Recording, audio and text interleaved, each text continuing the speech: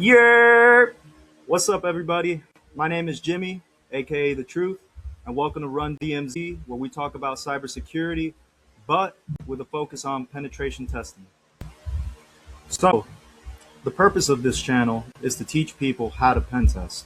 We're talking methodology, tools and techniques, and applying those skills in a guided walkthrough, a guided lab environment, so you can actually get the hands-on practical application that you need to actually succeed in this field.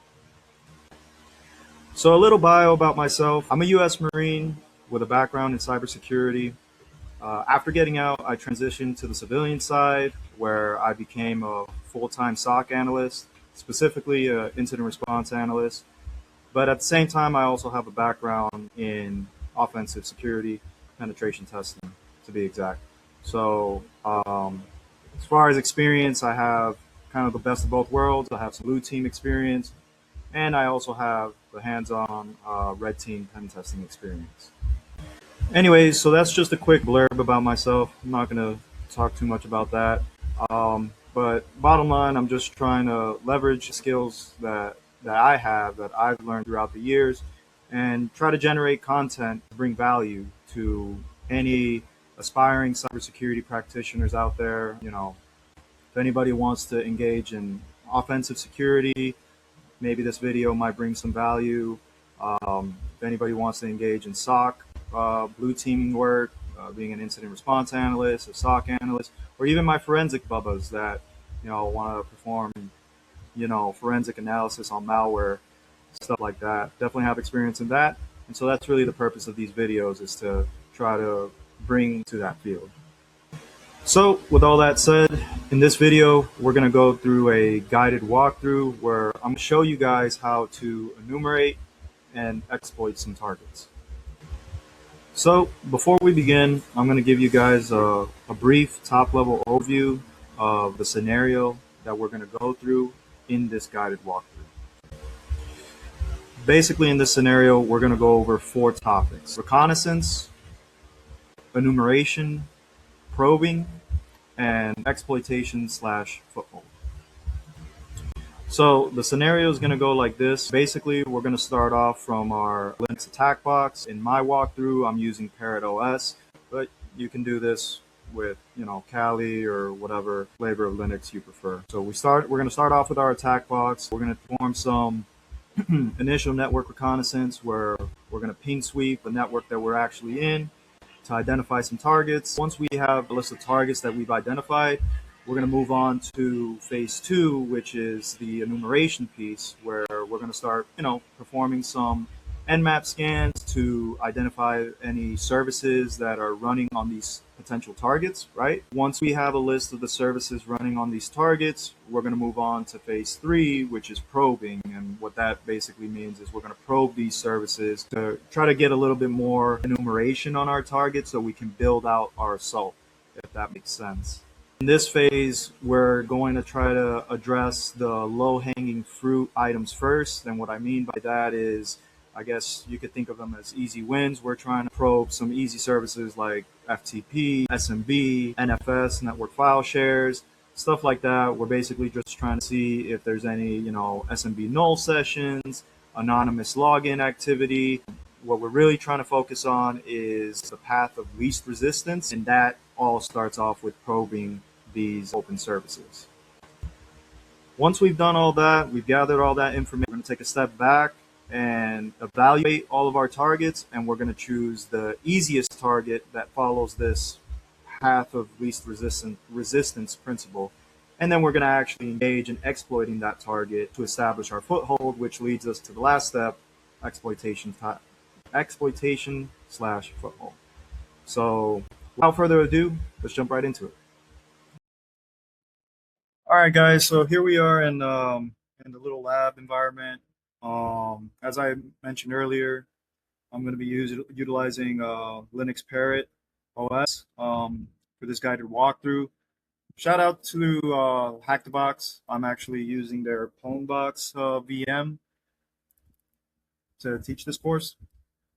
Just a few things I want to point out. So for this scenario, right now I have proxy, a Ligolo proxy established with this other network that we're gonna engage with.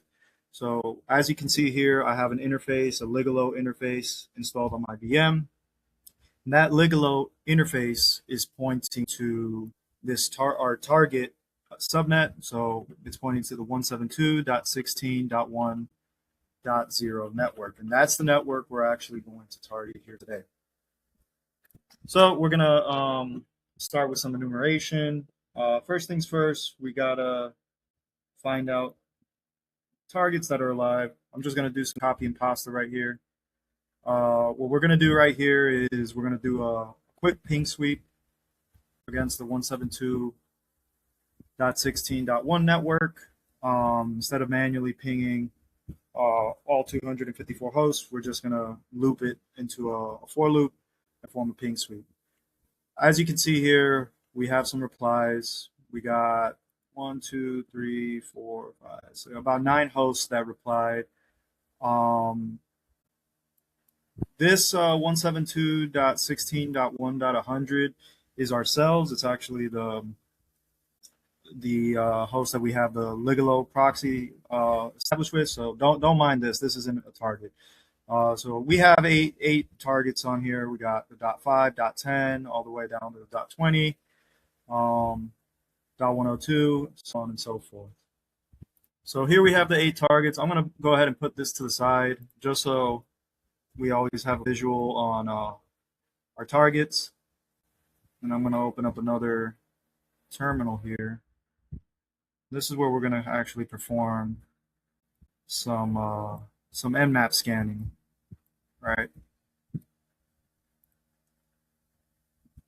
So we can start first IP .5. So we're going to do an Nmap and ping. We'll do a stealth scan. We're not going to address any ports. We're just going to do the default ports. I think it's first 1000. And don't forget always sudo. Sorry. And so there we go. We got the first scan on the .5. We see some ports. You got ports 21, 111, 135, 139, etc., etc. I like to kind of automate this step just because I don't want to have to go through, and mapping each individual target. So I'm going to automate this a bit, and we're going to go ahead and scan all the targets, the 8 targets at the same time. So it compiles just one list. So we're going to automate this a bit. Let me just clear this screen. And if we just add a comma, we can scan multiple hosts at the same time. So we're going to go .1, the 10, the 12, 19, not in order, 17, 20. We're skipping 100. Remember, that's ourselves. 102. Let's see what that gives us. Yeah. So let me expand this a little bit for you guys. So basically ran the same command, but we're scanning all 8 targets as opposed to 1 like we did earlier. Same information, same concept. It just saves us some time, right? So let's grab all this and save it to a text pad just for our situational awareness, right?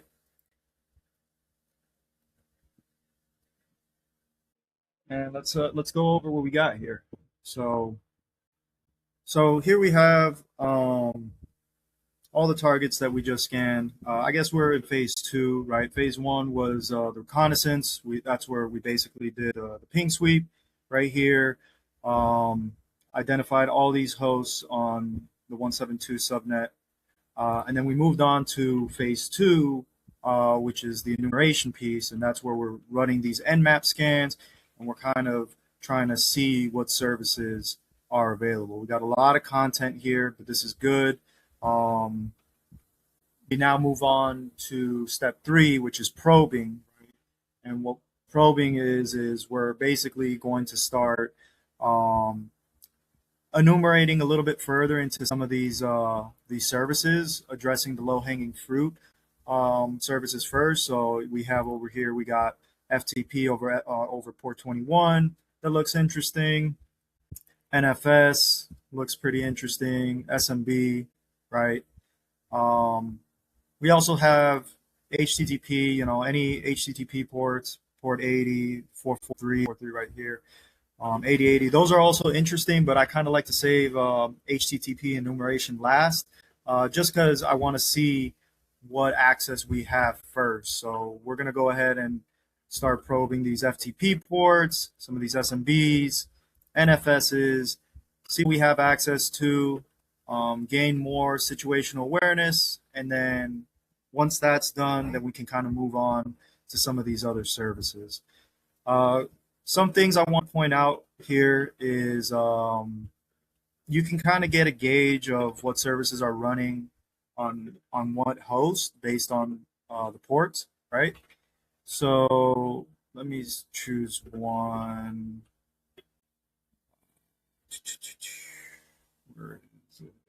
Man, so down here, right, this host in particular, the 172.16.1.20, is especially interesting. Why? Because of some of these services that we see running. Whenever you see port 88 and or 389 running on a host, that more than likely than not means it's a domain controller, a DC, right? A Windows DC. So here we have, Kerberos running on 88 and then LDAP running on 389. So later in the engagement, if we perform some more detailed scans against this 172.16.1.20 host, I'm sure we'll verify that this is a domain controller. You also see you got DNS running on 53, LDAPs, all this other stuff. With the low-hanging fruit, I like to highlight the services over here and clear out the screen. So first one up is 172.16.1.5. So what we're going to see here, we're going to check if there's any anonymous sessions over FTP on these targets. As you can see here on the Word document, or the Pluma document, sorry, you got FTP on 1, 2, 3 hosts. So FTP is running on the .5, the .12, and .101. So we're going to start off from the top and see what we have access to. So we're just going to run the simple FTP command, FTP 172.16.1.5. It prompts us for a login. We're going to go ahead and type in anonymous. Oh, must have fat fingered that one. Hold on.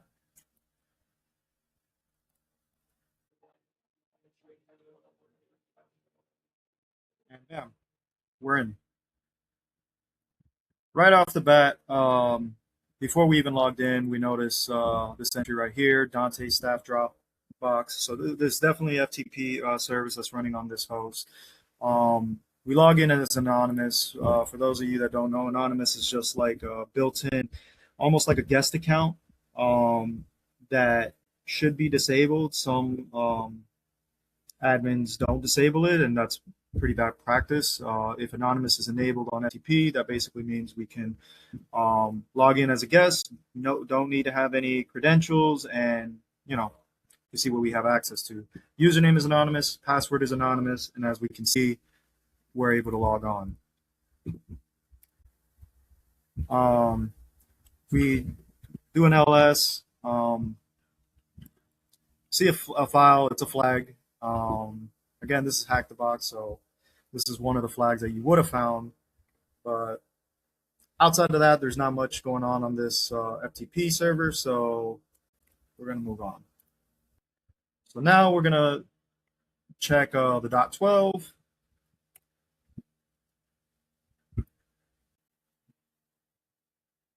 Oh, let's see.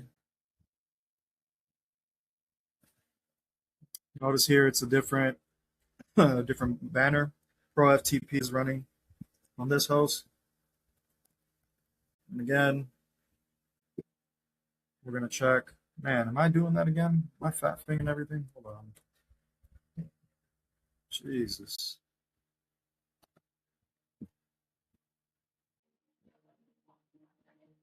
Yeah. So we try it again. No dice. Anonymous is probably disabled on this host. So we're just gonna move on. Let's go to .101. We got another one. Dante FTP. Anonymous.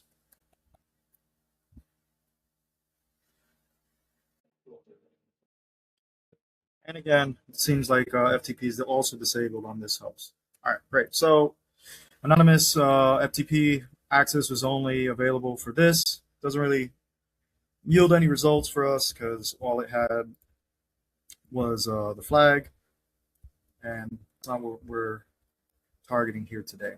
So let's move on. Let's go over, see if NFS port 2049 network file share.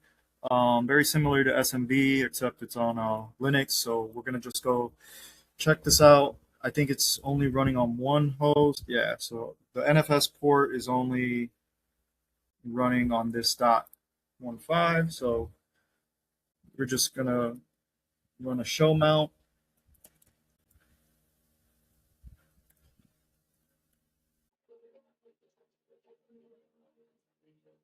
And there's nothing. All right, cool. Let's move on. All right, so we're going to go ahead and start targeting SMB now. SMB. I don't know why it doesn't show. Interesting. Oh, all right. So we got SMB on a few of these hosts. We got it on the .5, the .10, .13, 17. Of course, what we think is the domain controller on the .20, 101, 102. So just about every target here has SMB. So we're going to check to see if there's any null sessions active. So for this, we're going to use CrackMap.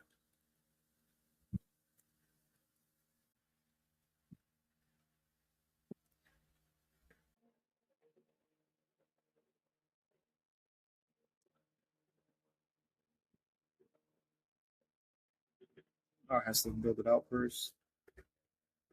So the results are down here, actually, at the bottom. You clear it out, run it again. All right, that's so we're scanning to see if there's any SMB null sessions. Basically, what that is, same concept as before with the FTP anonymous access. It's just seeing if you need to authenticate to the SMB file share system, or if you don't need authentication. In this case, we see here that the .5 is actually a host called Dante SQL 01. It's also running SMB version 1, which is very interesting because SMB version 1 is a deprecated version and it's susceptible to certain attacks like Eternal Blue attacks and whatnot. Unfortunately, we don't have a null session, or it's not available on this particular host. If it were, we would have gotten a message. I like to automate this as well instead of going individually to each individual host. We can kind of just knock it all out in one line, and that's what I'm going to do here. I'm just doing some copy pasta, just save you guys some time. Make sure. Oh. All right, let that run. When it's done, let me expand this a little bit for you guys. so it's clear. So like I said, instead of just going individually one by one, I just scanned all of them at the same time using CrackMap. This is the Dante SQL 1 that we scanned earlier. Again, SMB version 1. This is what I was talking about. This is what you want to see right here. When it says null authentication authorization true, that means that it accepts SMB null session, which means their shares are basically wide open to the public, and we don't need to authenticate in order to access those shares. So we'll be able to connect and see what shares are being hosted on that file system. So this is a host name Nix02, and that's actually on the .10. So that definitely has SMB null session enabled. We have another one down here called Nix03 on the .17. Has a SMB null session. And then we also have it here. Oh, look at that. The .20, look at the host name, DC01. Remember, the .20 is the host that had the Kerberos port 88 and LDAP port 389 open. We assumed it was a domain controller. Now that we tested for SMB null sessions, based on the host name, it's fairly certain it's a domain controller. We also see here that it's running Windows 8, or it thinks it is, right? Windows Server 2012 is what it believes to be running. And it also accepts SMB null sessions. Right, so let's get into it. Let's go ahead and start logging into these SMB shares to see what we can see. And to do this, we're going to use the SMB client tool, TechNL null session, right? Not going to be authenticating it at all. And let's start off with checking out Nix02 right here. Right. So immediately we notice some shares. This command basically is querying Nix02 to show me all of your public shares. Again, it accepts null authentication. What stands out is this share called Slack migration. These print $ and IPC shares aren't really interesting. That's kind of like built in. But the Slack migration is definitely worth noting.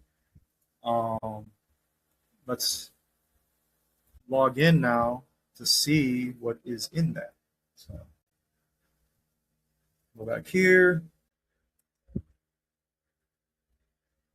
User, any name. This is just a fictitious name. We're not actually logging in as anybody.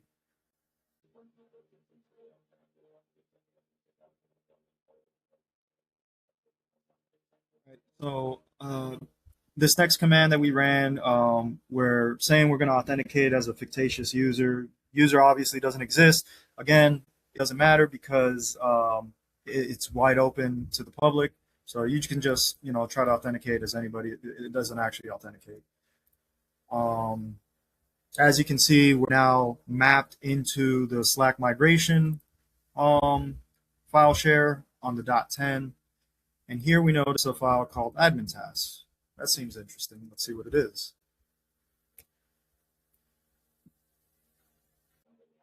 So here we have some notes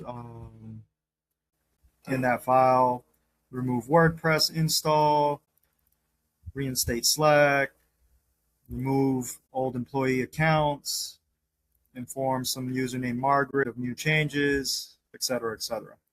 All right, so that might be a hint for future targets. Remember, this is a CTF, this is capture the flag, so there are a lot of flags to acquire in this lab. But for the purpose of this presentation, we're going to just get a foothold on one of these targets. So that's all we see in this host. So we're going to kind of rinse and repeat, but this time we're going to target another host. Let's see. That was the .10, so now we're going to take a look at .17. Okay, cool. So the .17 has a share called forensics, right? So that seems interesting. So we're going to do the same thing we did on the .10. We're going to go ahead and map ourselves to that SMB. See what we got. All right, there's a file named monitor. It's a binary file. Okay. Yeah, why not? It's a huge file. Interesting. Not too sure exactly what this is, but it's a pretty significant file. Some things point out to me, like session login, webmin. What this looks like outside looking in looks like a PCAP file. For anybody that has done used Wireshark to analyze packet captures, this to me looks like some streams, HTTP streams, where you could see some of the content in the packet capture. So I wouldn't be surprised if this is a PCAP. Also, considering the name is of the share is forensics, I'm fairly certain it is. Uh, we'll leave that there for now.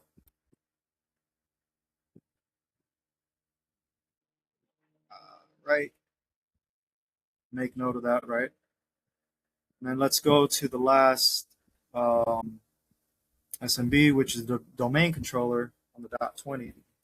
See what that's hosting.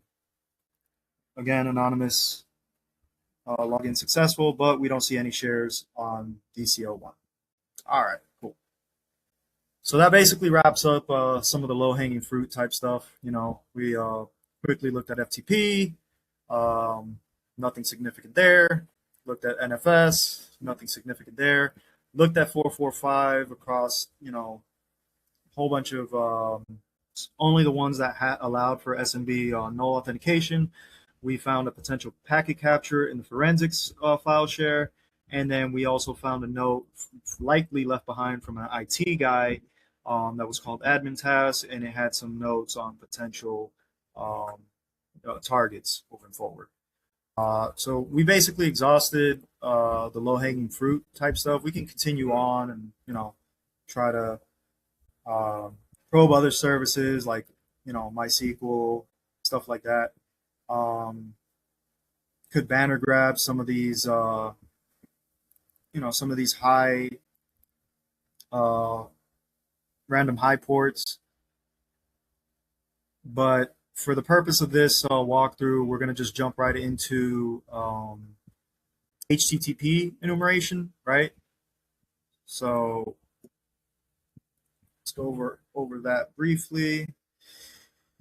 So we got HTTP running on the .10, the .12, the .13, 17, 19, etc., etc. Just about every host. Right. So we're going to go ahead and we're going to enumerate this this host right here, 172.16.1.12. We're going to start looking at HTTP on this particular host. You'll see why in a minute. So just open up a web browser and, you know, just navigate to it.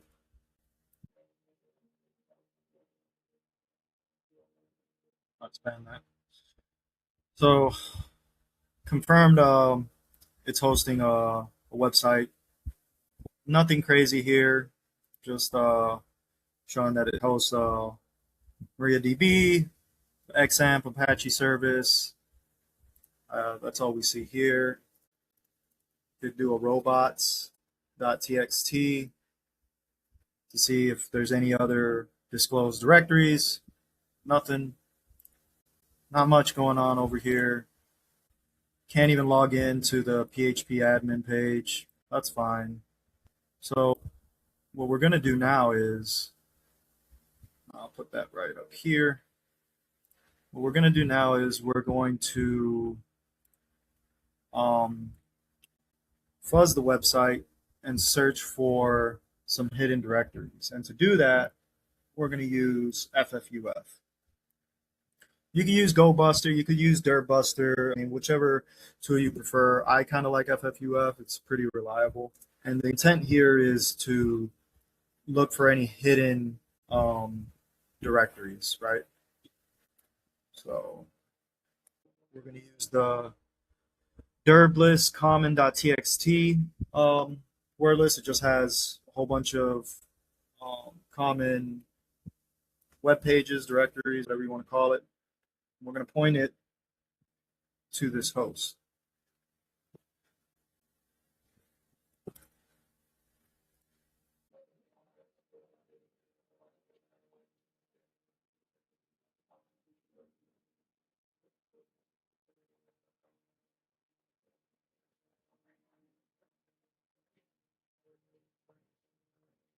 We're going to have it scan over 12 threads. That means it's going to use 12 threads every second, kind of speed things up.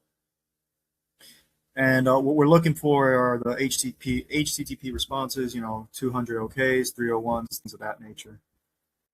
So let it do its thing. See the PHP myadmin. I think that was the one that we went to earlier. Let's see. Yeah. So the PHP myadmin is the forbidden page. You see it right here, right? 403. 403 is access forbidden, and we see it right here, right? So it's going to show you, all the pages that you can access and you can't access, which is pretty neat. There's an image folder or directory. Go there, img. Looks like the images for the website itself. Right here, though, this is what's interesting. We get a 301 response, which I believe is for redirection, if I'm not mistaken. And so we see here there's a web page called blog. Let's go ahead and look there. And sure enough, we land on the blog site, right? A hidden blog page. Cool. Right, so on the blog page, you kind of just want to test out its functionality, click around, see what's there, see what you can do, just to kind of gather yourself, see what functions are available, and really what we're looking for are ways to exploit any website. I go here to this categories tab. Notice all these subtabs, tricks, hacks, offers, and immediately I notice this key parameter up here, parameter called ID equals 1. Basically, there's this script called category.php that's running, and that's this categories tab. And as you go click through each subcategory, notice the ID here at the top, it changes, right? So I think ID 1 is for the tricks subcategory, right? 2 is hacks, 3 is offers. And so this to me screams IDOR, indirect object reference of vulnerability. So what we can do here is, we can see if we have access to any hidden pages that weren't meant to be disclosed. I obviously just put some random number and we get this message, which is very interesting right here. Basically shows the backend where this category.php script is located on the backend. Very interesting. Again, if we go to, I think 2 is tricks or something, or we go to the hacks page if we go to 2. So that's some interesting stuff, right? Kind of parse through it. We want to focus on this error right here, because this is kind of like a tip that, hey, something's going on and we kind of want to pay a little more attention to this function of the site. So we're going to try to exploit this category.php script. It doesn't seem to be configured the right way. An easy way to do that is we're just going to go ahead and throw in a character. Bam. So we throw in a special character, a single quote, right? And what we see here is we get an error, a syntax error specifically, which screams SQL vulnerability, right? You get a SQL syntax error. Again, in the previous homepage, we noticed that it was running MariaDB. Bottom line is you shouldn't be seeing this on the front end of the server. The reason being is because the moment we throw in this special character, it kind of throws off the backend web server and it's trying to execute the command and it doesn't know how. So this right here is huge, and now we can kind of build off that. I want to say we have a SQL vulnerability going on. The number doesn't really matter. I'll put anything. Doesn't really matter right now. And what we want to do is we want to try to get access to the backend database. What I'm doing here is I'm using the union select command. These are native SQL commands. And what I'm trying to do is I'm trying to identify the number of columns that are on the database. We need to find out how many columns there are first before we can actually view those the contents of those databases. And so this is kind of like a trial by error scenario where we're just gonna try to find out how many columns is on the database. If you see this error, you haven't figured it out. You got to find out how many columns there is. You'll know how many columns are actually present once this error page goes away. Fortunately, I already know it has 2 columns, right? And this essentially is our payload, our test payload. So we have here 2 columns on the SQL database. Notice here the number 2, and I think we could type something in. Let's type in any number for 5. So here, see here, you're kind of manipulating the database, right?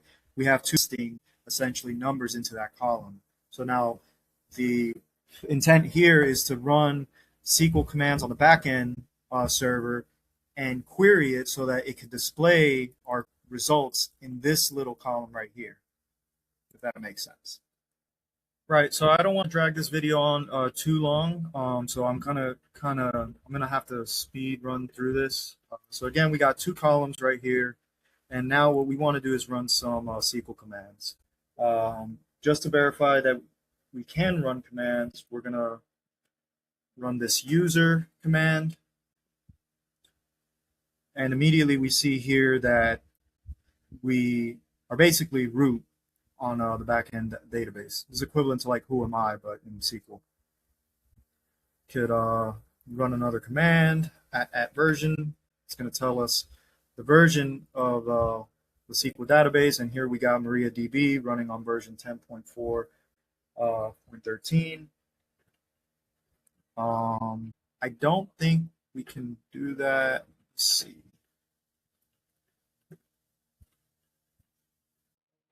Let me see if we can run that command on the first column. Yeah, see, we can't run the command on the first column. I don't see it anywhere here. And that's kind of like the reason why it's very important to enumerate and find out like what you can and can't do. So we need to make sure we run our commands in the second column. Okay. And so from the next step, I'm going to go ahead and pull all the databases, and I'm going to do that by writing a pretty long command. Actually, that reminds me, let's just see what database we're currently in. Oh, fat fingered that one. So again, right now, as you can see, we're actually logged into the blog_admin DB. That's what this database command does. And shows us what DB we're in.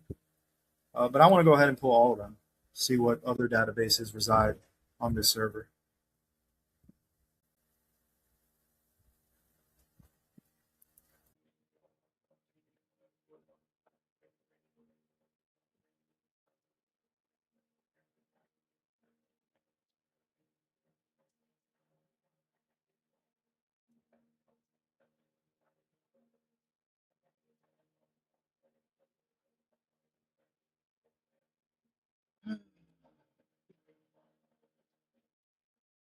Right. So this long command that we just ran, basically we're grouping together the schemas, and we're querying the default database called information schema, and we're trying to see all the databases that reside um, in the SQL server. And so as you can see here, we have all these databases. You got the built-in information schema database, some database called test, pretty bad practice. The performance underscore schema database, I want to say that's a default as well. Oh, a flag database. You'd want to go in there and capture the flag for that. MySQL, the blog underscore admin database that we were in, and then a database called phpMyAdmin. Cool. So now what we're going to do is we're going to go ahead and start. We're going to focus actually on the blog underscore admin DB. And what we want to do is pull all the tables that reside in that database, because there might be some interesting information that could help us gain our first foothold. And to do that, this is the record I actually posted. All right. Oh, lost it for a minute. All right, cool. So we're back. All right, so yeah, so we're gonna go ahead and pull all the tables from the 1DB. See what we got.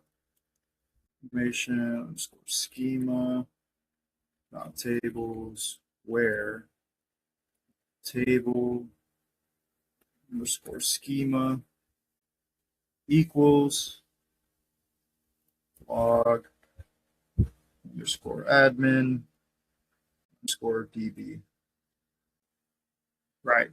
So again, what we did here in this long ass command, we're pulling all the tables within the blog underscore admin underscore database. So we have a whole bunch of tables. We got a table called banner post, blog categories, blogs, editors, membership, group membership, user permission, et cetera, et cetera.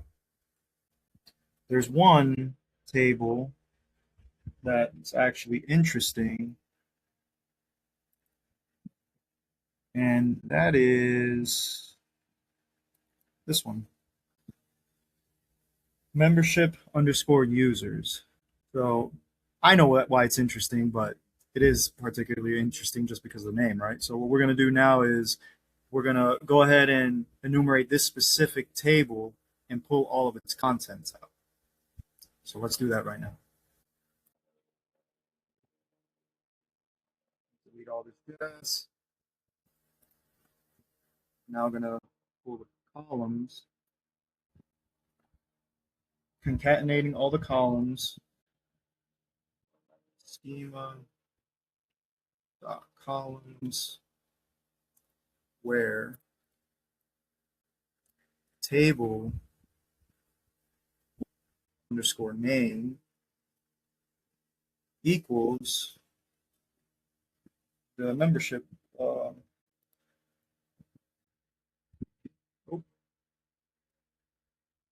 membership underscore users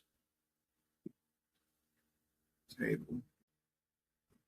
What we did here is we use the concatenate command to pull all the columns that reside within the membership underscore users table. And again, the membership underscore users table is one of the many tables that exist inside the blog underscore admin database, right? So it's always important to kind of gather yourself so you know where you're at when you're running these commands. So we see here all of the columns. These are the visible columns within that table. So now we got to take it a step further, and we're basically going to see the contents of these columns. This custom columns don't mean anything to me. Don't really give a shit. Pass reset might be something. What I really want to focus on here is the member ID and the pass MD5 column. So the very first two columns are what stand out the most to me. And what we're going to do is we're going to go ahead and query the table, and we're going to ask it, hey, give me the contents for member ID and give me the pass MD5 contents within the membership underscore users table. And we're going to do that right now. So again, here comes another long ass command.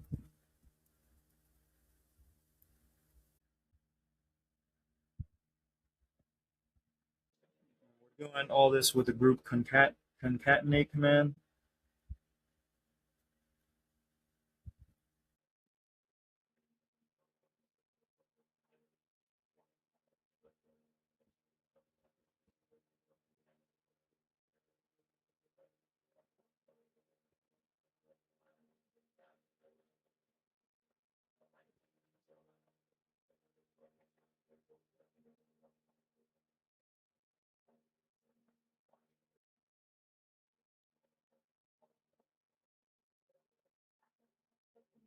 I did that right. Bam. And there you have it.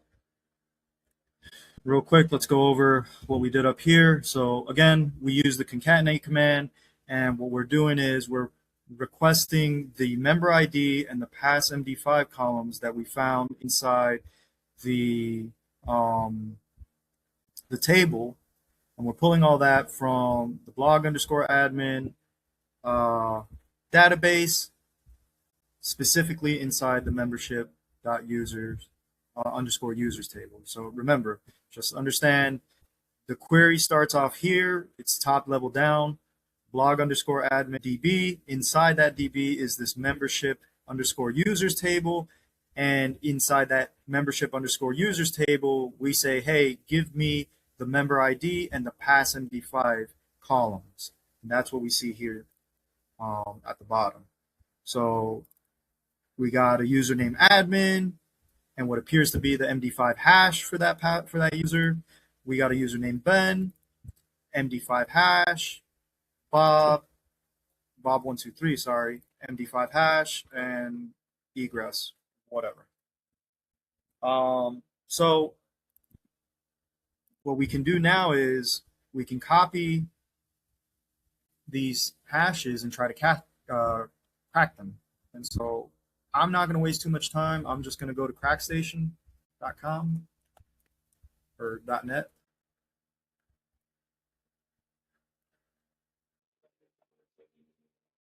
And here you can basically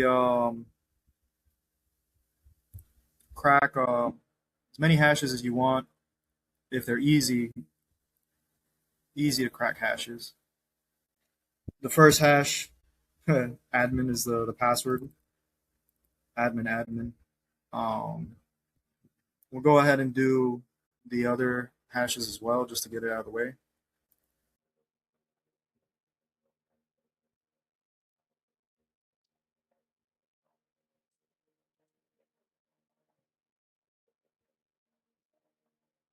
I'm not a robot. Crack the hashes. Bam.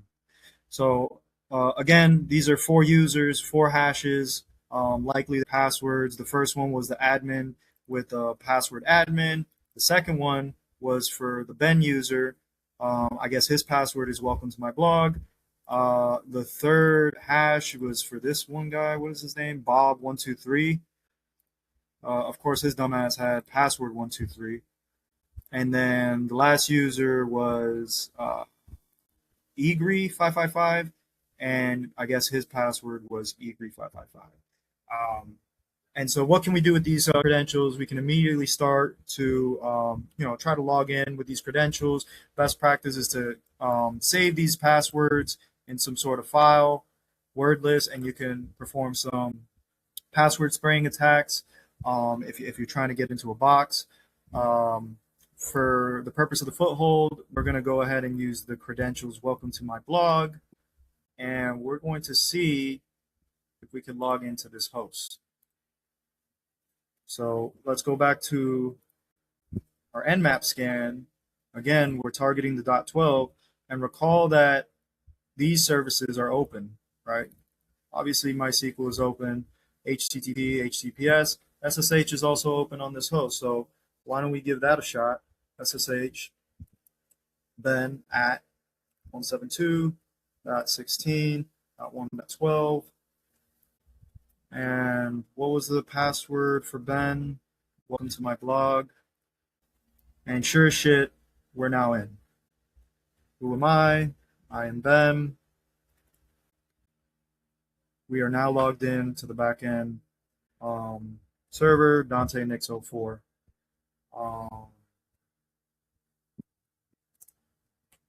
Password. See some other information over here. This is where you would kind of do some reconnaissance. We also see another user named Julian. That kind of looks interesting, et cetera, et cetera. But that guy just goes to showcase, you know, how to kind of like get a foothold. And that's where we're going to pause there with the video. So to recap real quick, the way we started this whole engagement was with a ping sweep. Did a ping sweep, identified all these hosts. After the ping sweep, we moved on to some Nmap scans, right? Ran the Nmap scans, got all these services. After we ran the Nmap scans, we started addressing the low-hanging fruit services. We started off with FTP, found FTP was anonymously enabled for one host, not the others. After we ran through some of the FTP enumeration, we addressed the NFS service that was hosted on another target, nothing to find there. Then we moved on to the SMB enumeration. Again, we didn't do anything with these enumeration steps, but it's good practice, you know, to kind of do these steps as you're progressing through your engagements. So we did some SMB, null authentication enumeration, found 3 hosts that accepted null authentication, enumerated some SMB shares, found an admin task.txt file that was exposed. We also found some file called monitor that appears to be a packet capture with potential credentials that were exposed. Then we moved on to some HTTP enumeration where we targeted the .12 host, aka Nix04, and we found a blog website that was hidden in the background. Go to the blog website, only to discover that it has a SQL vulnerability, and so we leverage that SQL vulnerability on the website to query the backend databases to pull the credentials and then crack the credentials, ultimately gaining us a foothold into the workstation, which we have right here as Ben. Hostname. All right. And that was all from an unauthenticated standpoint. We now have a foothold, and basically the next step that would follow is continue to do reconnaissance and enumeration. We want to gather as much information as we can on this host that we landed on, and then the next step would be to privilege priv-esc. So we're going to try to go ahead and escalate privileges to the root account, and then from there we kind of like either move laterally or pivot further into the internal network. The analogy I like to give people when I start talking about pen testing is think of it as you're a thief, right? Or a burglar, and you're trying to break into people's houses. So when we're doing this reconnaissance, right, the ping sweeping like we did over here, I like to think of it as, you know, some thief that's driving around the neighborhood trying to see how many houses or lots are available. Right. In this case, we did the ping sweep. We found 8 or 9 houses that are potential targets. After that, you know, we're going to walk by each house, walk by each lot, and we're going to see what the houses features are. We're looking at doors, we're looking at windows, we're looking at garages. Are there any chimneys? Are there any back doors available? And so this kind of illustrates the Nmap scanning that we're doing. We're trying to find out what services are available, and these are potential entry points into the house, right? And then after we found out, what houses have what features, garage doors, front doors, etc. We move on to the next phase, which is the probing piece. And basically, the burglar thief is going to go to each house and they're going to try to test if the door is unlocked. Is the front door unlocked? If it is, great, we're in. Try to see if any windows are unlatched. If there's any unlatched windows, hey, just pop open that window and jump right in. Are there any back entrances, like back doors in the backyard that are exposed? Chimneys, right? Maybe Santa Claus, if if you could go down a chimney, right? So I try to illustrate it in that way so people can understand, the concept behind pen testing and what we're trying to do. And then, in this phase, once we log in as the user Ben, right? Just imagine we walked inside someone's house, we successfully breached a house, and now we're in the living room of said house. And so we want to privilege escalate, right? Privesc. So you can think of, a burglar inside a house that he just invaded, and now he wants to search for, let's say, a secret safe, a safe that's locked down. At some point, you're going to get into the safe. You just have to figure out how. And so that's the next step here, is to break into the safe in the house that you just invaded. And once you do that, maybe it gives you clues on how to break into the neighbor's house, so on and so forth. So that's kind of like the mindset that you want to have when it comes to pen testing. And these are just like some of the techniques that I've learned. This is very, very fast, very basic scenario, but I hope it drives the point home.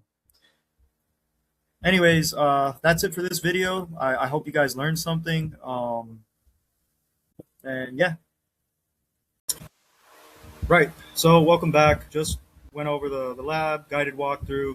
I know it was long. I apologize. I talk a lot of shit. That's my fault. This is my first video, so please just give me some grace. But anyways, yeah, that was the walkthrough. Again, the real purpose of the video was to kind of showcase some basic TTPs that pen testers tend to utilize, that I utilize. And yeah, if you guys liked the video or found value in the video, I really would appreciate if you liked and subscribed. But more importantly, if you guys could drop comments in the comment section of the video. I'd like to get a gauge of what content to put out next, and I kind of need your guys' help for that. So if you want me to focus on specific TTPs, you want me to focus a little bit on like defensive cyber, and kind of like talk about that during these walkthroughs, please give me some advice. I take constructive criticism very seriously. If you feel like this video is a little too junior, intermediate, or advanced, I don't know. I don't think it's anything crazy, but I'm not too sure exactly. So if you guys could just kind of like critique the video and let me know what I can do better on, please drop it in the comments. If you like the video, great. And if you don't, go fuck yourself. Nah, I'm just kidding. I'm just kidding. But yeah, sincerely, thank you for stopping by. I'll try to shorten the videos moving forward, but I definitely need some feedback. Anyways, this was Run DMZ. This is your boy Jimmy. I'll see y'all on the next one.